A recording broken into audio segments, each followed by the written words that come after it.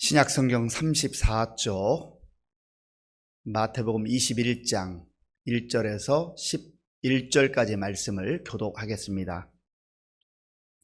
그들이 예루살렘에 가까이 와서 감람산 벳박에 이르렀을 때에 예수께서 두 제자를 보내시며 이르시되 너희는 맞은편 마을로 가라. 그리하면 곧 매인 나귀와 나귀 새끼가 함께 있는 것을 보리니 풀어 내게로 끌고 오라. 만일 누가 무슨 말을 하거든 주가 쓰시겠다 하라. 그리하면 즉시 보내리라 하시니 이는 선지자를 통하여 하신 말씀을 이루려 하심이라. 일러스되 시온 딸에게 이르기를 네 왕이 내게 임하나니 그는 겸손하여 나귀 곧 멍에 매는 짐승의 새끼를 탔도다 하라 하였느니라.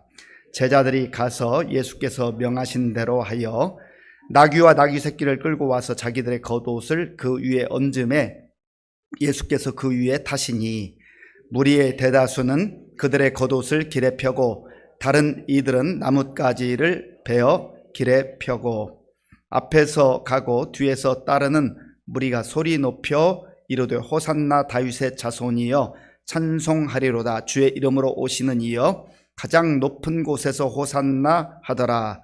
예수께서 예루살렘에 들어가시니 온 성이 소동하여 이르되 이는 누구냐 하거늘 무리가 이르되 갈릴리 나사렛에서 나온 선지자 예수라 하니라. 아멘.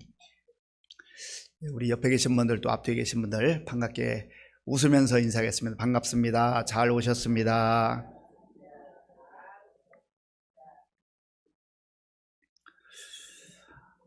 예수님께서 이 땅에 오셔서 하나님의 나라를 선포함으로 공생애를 시작하셨습니다. 회개하라 천국이 가까이 왔느니라. 하나님을 등지고 떠난 사람들, 죄 가운데 거하는 사람들, 하나님의 뜻과 상관없이 살아가는 사람들이 천국의 백성으로서의 삶을 누리지 못하기 때문에 예수님께서 회개하는 자마다 천국 백성으로, 하나님 나라의 백성으로 그 약속을 가슴에 품고 이 땅에서도 살게 하시고 또 언젠가 때가 되면 그 나라로 인도해 주실 것을 약속해 주셨습니다. 공생의 3년 반 정도 이렇게 사역을 하시는 동안에 이제 마지막 예수님의 그 예루살렘 방문이 이루어집니다. 우리가 지난주에 묵상한 것처럼 예루살렘으로 올라가는 길에 여리고를 지나갈 때 앞을 보지 못하는 두 소경을 만나게 됐잖아요. 그래서 그들의 믿음을 보시고 그들의 간구를 들으시고 눈을 열어주시고 단순히 눈만 고쳐주신 게 아니라 그들을 하나님의 백성으로, 하나님의 자녀로 그렇게 구원해 주신 그 역사를 보았습니다. 그리고 이제 예수님께서 제자들과 함께 예루살렘 거의 가까이까지 왔습니다.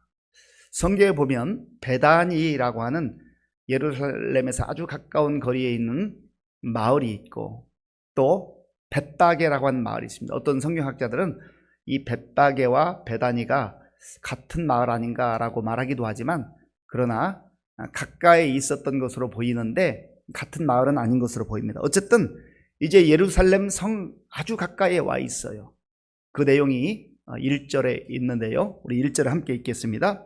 그들이 예루살렘에 가까이 와서 감람산 벳바게에 이르렀을 때 예수께서 두 제자를 보내시며 아멘. 12명의 제자 중에 예수님께서 2명을 보내셨어요. 너희들 저 맞은편 마을로 가라. 그런데 이 2명이 누구였을까? 성경은 사실 기록하고 있지 않습니다. 베드로와 안드레가 갔을까? 야고보와 요한이 갔을까? 아니면 또 어떤 성경학자들은 그 여리고에서 두 눈을 뜬 그 소경들이 정말 너무 감격해서 예수님을 따라오면서 예루살렘 근처까지 갔기 때문에 그들을 보내지 않았을까? 그렇게 또 추정하는 경우도 있어요. 그러나 정확하게 성경은 명시적으로 두 제자가 누구라고 말하지는 않습니다. 분명한 것은 예수님께서 두 제자를 보내셨다라는 거예요. 그런데 예수님이 이렇게 말씀하십니다. 저 맞은편 마을로 가면 거기 나귀 매여 있는 이렇게 줄로 메어 놨겠죠. 메어 있는 나귀와 그 나귀 새끼가 있는데 그것을 끌고 오라라는 거예요. 아니, 좀 이상하잖아요. 예수님, 왜 그걸 끌고 와야 됩니까? 라고 질문할 수 있는데, 예수님께서 그들에게 답까지 알려주십니다. 그 내용이 2절과 3절에 있는데요. 2절, 3절을 제가 읽겠습니다. 이르시되 너희는 맞은편 마을로 가라. 그리하면 곧 메인 나귀와 나귀 새끼가 함께 있는 것을 보리니 풀어 내게로 끌고 오라. 만일 누가 무슨 말을 하거든 주가 쓰시겠다 하라. 그리하면 즉시 보내리라 하시니 아멘. 제자들이 아니 그거를 우리가 어떻게 끌고 와야 남의 나귀인데요 라고 말하려고 했을지도 몰라요. 그런데 예수님께서 그들이 물을 때 주가 쓰시겠다, 주님이 필요로 하신다, 그러면 그들이 줄 것이다, 이렇게 말씀하신 거예요. 그리고 예수님께서는 왜 이 나귀 새끼를 끌고 오라고 하셨는가? 그거 남의 거잖아요. 그런데 지금은 예수님이 주님이세요. 주님이라고 하는 의미는 주인이라는 의미가 있어요. 주라고 할 때, 큐리오스라고 할 때는 주인이라는 뜻과 구주라는 뜻이 있습니다. 그러니까 구주이시면서 주인이 되시는 거예요. 우리 생명의 주인이 되시기도 하고, 우리가 가지고 있는 모든 것, 이거 내 것입니다라고 말할지 모르지만 주님께서 우리에게 맡겨주신 거예요. 그래서 우리는 청지기로 사는 거지요. 이 모든 우주 만물을 창조하신 하나님, 성부 하나님, 성자 예수님, 성령님께서 주인이 되신단 말이에요. 그래서 주인이 그거 나에게 가져와라 하면 사실 우리는 주인께 드려야 하는 것이 마땅한 겁니다. 왜냐하면 청지기라는 게 바로 그런 거예요. 그런데 하나님을 주인으로 인정하지 않고 예수님을 큐리오스, 주라고 부르지 않는 사람은 내 인생은 나의 거예요. 모든 게 다 자기 것이라고 하는 거예요. 예수님께서 이걸 말씀해 주는 겁니다. 나는 우주 만물의 주인이다. 가시적으로는 그 나귀가 그 마을 어느 사람의 소유이겠지만, 그러나 그 사람의 생명도, 그리고 그 나귀 새끼도 다 나에게 속한 것이다. 그런 말씀이에요. 그러니까 우리가 예수님이 어떤 분인가를 잘 알아야 됩니다. 예수님에 대해서 막연하게 부분적으로 알아서는 안 된다라는 거예요. 그런데 더 중요한 것은 지금 예수님께서 이렇게 말씀하신 것은 이미 약 500여 년 전에, 예수님께서 이 땅에 태어나시기 500여 년 전에 선지자를 통하여서 예언의 말씀을 하나님께서 백성들에게 허락해 주셨어요. 자, 4절 5절, 우리 4절 5절을 함께 읽겠습니다. 이는 선지자를 통하여 하신 말씀을 이루려 하심이라. 일러스되 시온 딸에게 이르기를 네 왕이 내게 임하나니 그는 겸손하여 나귀 곧 멍에 매는 짐승의 새끼를 탔도다 하라 하였느니라. 아멘. 이는 선지자를 통하여 하신 말씀을 이루려 하심이라. 하나님의 말씀은, 하나님의 언약은, 하나님의 약속은 때가 되면 반드시 이루어집니다. 그러니까 우리가 하나님을 믿을 수 있는 거예요. 하나님이 약속을 했는데 나 그거 잊어버렸다, 나 그거 모른다, 나 마음이 바뀌었다, 그러면 그런 하나님을 어떻게 믿어요? 우리가 사람들과 이렇게 인간관계를 하면서 살아가잖아요. 어떤 사람은, 신용이 있는 사람은요, 어떤 경우는 자기가 손해를 보면서도 그 약속을 지키려고 했어요. 그래서 신용이 참 중요하잖아요. 그런데 하나님은 하신 약속의 말씀을 반드시 이루시는 분이에요. 그 하나님을 우리는 신실하신 하나님이다, 충성스러운 하나님이라 그렇게 고백을 합니다. 그래서 우리가 그 하나님 믿고 살아갈 때에 우리의 삶 속에서도 신실해야 되고 충성스러워야 합니다. 이 선지자는 바로 스가랴 선지자입니다. 스가랴 9장 9절에 보면 하나님께서 스가랴 선지자를 통해서 주신 약속의 말씀이, 언약의 말씀이 있어요.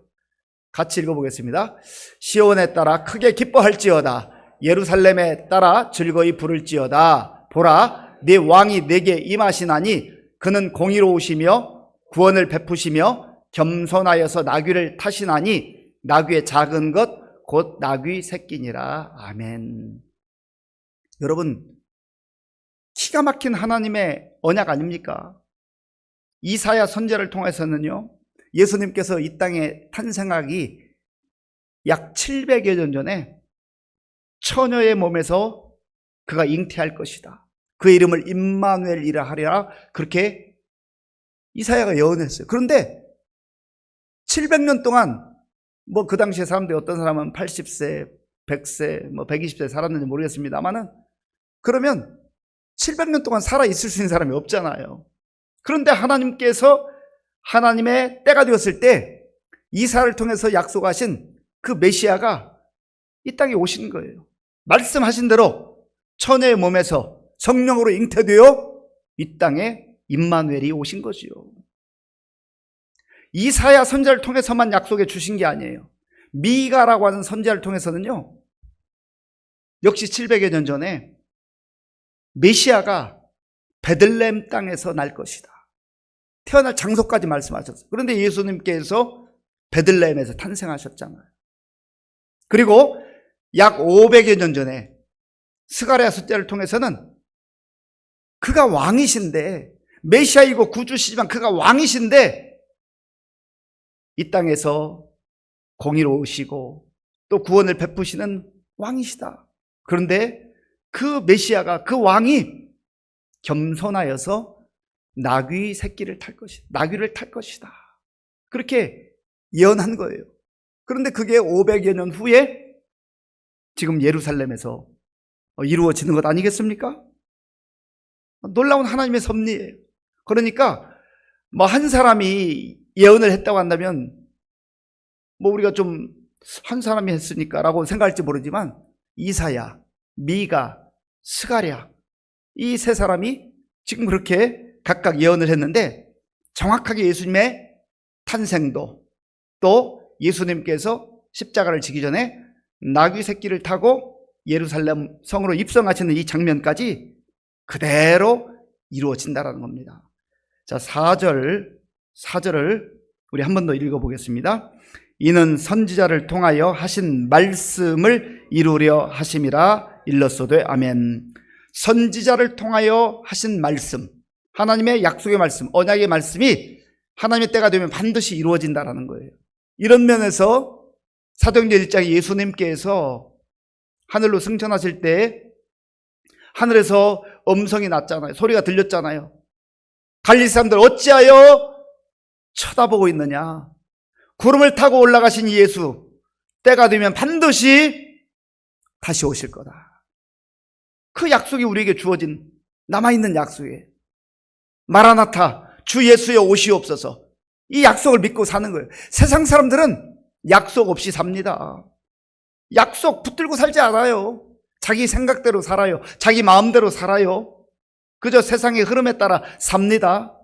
그러나 우리는 세상 속에 살아가고 있지만 그 약속을 품고 약속을 붙들고 살아가는 믿음의 사람들이에요. 때가 되면 반드시 그 약속도, 예수님께서 다시 오시겠다고 하신 그 약속도 이루어질 줄로 믿습니다. 예수님께서 제자들에게 가서 나귀 새끼를 끌고 와라 했을 때 제자들의 반응은 어떠했습니까? 자, 본문 6절 보세요. 6절과 7절 제가 읽겠습니다. 6절과 7절. 제자들이 가서 예수께서 명하신 대로 하여 나귀와 나귀 새끼를 끌고 와서 자기들의 겉옷을 그 위에 얹음에 예수께서 그 위에 타시니 아멘. 제자들이 가서 예수께서 명하신 대로 하여. 바로 이게 제자의 삶이에요. 이게 바로 그리스도인의 삶이에요. 저와 여러분들은 하나님의 자녀로, 하나님의 백성으로, 주님의 제자로서 주님이 말씀하시면 듣고 가는 거예요. 순종하며 가는 거예요. 그래서 내가 원하는 자리에 있는 게 아니라 주님이 원하시는 그 자리에 가야 되고, 내가 원하는 것을 하는 게 아니라 주님이 말씀하신 그 말씀대로 순종하며 살아가는 사람들이 바로 그리스도인들이라는 것, 저와 여러분들의 삶이어야 한다는 겁니다. 오늘 본문에 나온 이 마태복음 21장의 내용은요, 마가복음에도 누가복음에도 있는데, 마가복음에 보면 여기 마태복음에 없는 내용이 있습니다. 마가복음 11장 5절 6절. 예, 우리 함께 읽겠습니다. 거기 서 있는 사람 중 어떤 이들이 이르되 나귀 새끼를 풀어 무엇하려느냐 하매 제자들이 예수께서 이르신 대로 말한데 이에 허락하는지라. 아멘. 제자들이 예수의 말씀 듣고 거기 갔을 거 아니겠어요? 가면서 자기들끼리 둘이 그 나귀 새끼 남의 그 주인이 있는 나귀일 텐데 이거 끌고 오면 정말로 줄까? 예수님은 주신다고 그렇게 말씀하셨는데 정말로 그들이 순순히 내어줄까? 뭐 그런 이야기 하면서 가지 않았겠어요? 그런데 막상 가보니까 정말 예수님께서 말씀하신 대로 나귀가 있는 거죠. 이거 풀어가지고 끌고 오려고 하니까 당연히 거기 있는 사람이, 거기 서 있는 사람 어떤 이들이라고 했으니 아마 나귀의 주인이었을 수도 있고 아니면 그 주인의 그 부탁을 받고 나귀를 지키는 사람들이었을 수 있어요. 그렇잖아요. 나귀 새끼를 풀어 무엇하려느냐. 그런데 이 질문이 참 중요하잖아요. 그 남의 나귀 왜 훔쳐갑니까? 그거 왜 가져가는 거예요? 이렇게 묻지 않아요. 이들의 질문이 나귀 새끼를 풀어 무엇하려느냐. 하나님께서 또 그들의 마음을 감동시켰나 봅니다. 그렇게 질문했어요. 그런데 누가복음 19장 33절에 보면 이렇게 말씀합니다. 같이 읽어볼까요? 나귀 새끼를 풀 때에 그 임자들이 이르되 어찌하여 나귀 새끼를 푸느냐. 예, 그 임자들, 그리고 주인이에요. 주인이 어찌하여 나귀 새끼를 푸느냐. 왜 이걸 푸느냐. 뭔가 이유가 있을 텐데 왜 푸느냐. 그래 질문한 거죠. 그때에 두 제자가, 예수님께서 이미 답을 알려주셨잖아요. 주가 쓰시겠다. 주가 쓰시겠다. 이 쓰시겠다라는 쓰다라는 이 단어 속에는 필요라는 뜻이 있는데요. 크레이아라는 뜻, 크레이아. 그러니까 주님이 이것을 지금 필요로 하신답니다. 우리 주님께서 이걸 필요로 하신답니다. 그렇게 답변을 할 때 그들이 가져가라 한 거예요. 참 기가 막힌 하나님의 은혜 아닙니까? 하나님께서, 우리 주님께서 저와 여러분들을 향하여서도 말씀하실 때가 있어요. 내가 네 시간 좀 쓰자. 너 가지고 있는 물질 내가 그것 좀 쓰자. 너 재능이 있는데 내가 좀 그것 좀 쓰자. 믿음의 사람들은 어떻게 반응합니까? 믿음의 사람들은 주님, 이거 제가 어떻게 모은 재산인데요. 주님, 저 지금 바쁜 거 아시잖아요. 제 시간 1분 1초 가까운데요. 라고 항변할 수 있지만 우리가 꼭 기억해야 할 것은 우리의 시간도, 우리의 물질도, 우리의 재능도, 우리의 인생도 다 하나님께서 주셨다.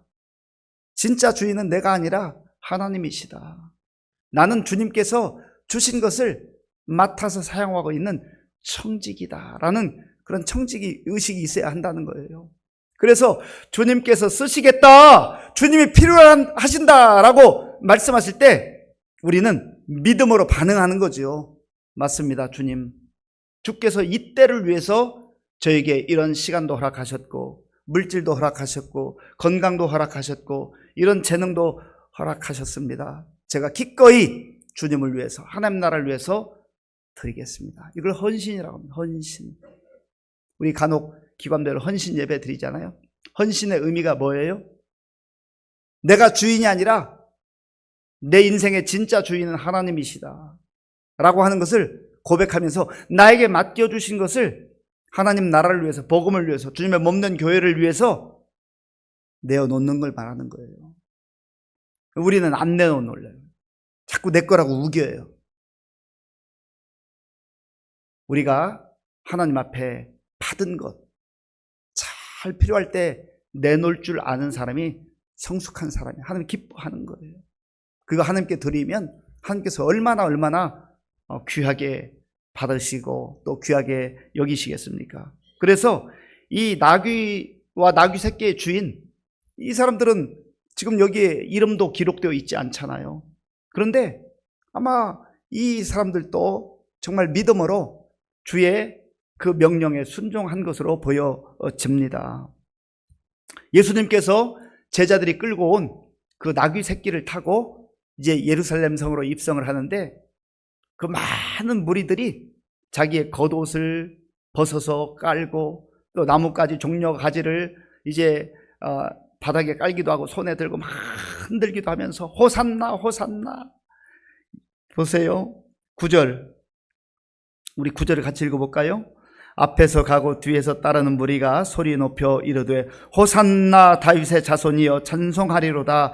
주의 이름으로 오시는 이여 가장 높은 곳에서 호산나 하더라. 아멘. 그런데 한번 이 장면을 잘 머릿속에 상상해 보세요. 지금 만왕의 왕으로, 구주로, 주님으로, 하나님의 아들로 이 땅에 오신 예수님께서 이 나귀 새끼를 타고 가는 모습이 좀 어울리지 않는 것 같아요. 그렇잖아요. 왕이라고 한다면 아주 멋진 백마를 타거나 아니면 황금마차를 타고 쭉 행진해야 그 어울리잖아요. 그런데 예수님께서 하나님의 아들이시고 구세주이시면서도 그 초라한 나귀를 타고 가신단 말이에요. 우리가 아까 읽었던 스가랴 9장 9절의 말씀을 통해서 그가 겸손하셔서 지금 십자가를 치러 가시는 그러한 구주로 오셨기 때문에 겸손하게 지금 나귀 새끼를 타고 가시는 거예요. 그런데 그 주변에 있는 사람들이 호산나 호산나 다윗의 자손이여 그렇게 외쳤잖아요. 호산나라는 의미는 이제 우리를 구원하소서, 지금 우리를 구원해 주십시오라고 하는 그러한 뜻이 있습니다. 지금 이들은 자기들이 로마 제국 하에서 얼마나 힘들게 살아요. 시달리며 살아요. 그러니까 구약에서 약속한 메시아라고 이들이 지금 예수님을 바라보긴 하지만, 그러나 하나님께서 약속하신 온전한 메시아, 죄 가운데서 사망 가운데서 구원하시는 그런 메시아로서가 아니라 자기 나라를 해방시켜줄 정치적 메시아 정도로 그들이 여기고 있다는 거예요. 부분적으로 예수를 아는 거죠. 예수님께서 예루살렘 성에 들어갔을 때 많은 사람들이 소동했다고 그랬어요. 그리고 도대체 이 사람이 누구인가? 라고 물을 때 사람들이 뭐라고 답변을 합니까? 우리 11절 말씀, 마지막 11절 함께 읽겠습니다. 무리가 이르되 갈릴리 나사렛에서 나온 선지자 예수라 하니라. 아멘. 무리가 이르되, 이 무리들은 어떤 무리들이에요? 호산나 호산나 다윗의 자손이여 하고 환호성을 지르면서 뒤따랐던 무리들입니다. 그런데 이들이 예수님을 뭐라고 고백하냐면 선지자 나사렛 예수라고 해요. 선지자 예수. 그러니까 이들은 선지자 정도로만 이해하는 거예요. 기적을 좀 베푸는 정도. 그러니까 임마누엘로, 구주로, 큐리오스, 주님으로 받아들이지 못하고 있는 거예요.